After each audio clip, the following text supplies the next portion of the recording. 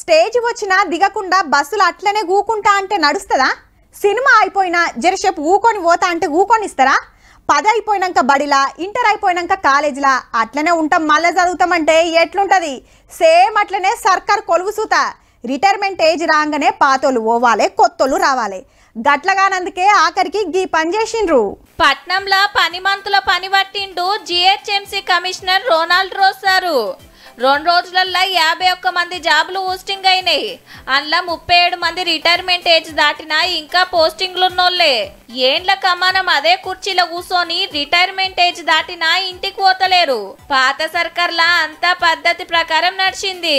మొన్న GHMC meeting పెట్టినప్పుడు గిదే ముచ్చట మీద ప్రశ్నించిండ్రు కార్పొరేటర్లు. 10 ఏళ్ళు 20 ఏళ్ళు 30 ఏళ్ళు జిహెచ్ఎంసీ చెలగల్ల రక్తం పిండుకు తాగుతా ఉన్నారు. ఇటువంటి అధికారులను ఎందుకు ట్రాన్స్ఫర్ చేయరు? సో దట్ లిస్ట్ అని మేము తీసుకున్నాము. Already we are in the process madam. చెప్పిన 10 రోజులలోనే వాళ్ళని ఇంటికి పంపేసిండన్నట్టు. అట్లనే ఇంకో 14 మంది సూపర్వైజర్లను డ్యూటీలకు వెళ్ళి తీసేసిండ్రు.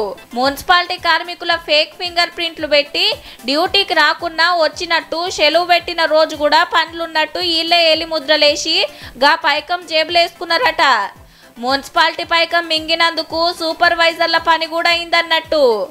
ఇంకా ఇసొంటి కథలు పడ్డోళ్ళు ఎందరున్నారో జర గట్టిగా ఎంక్వైరీ చేపిరి సారు.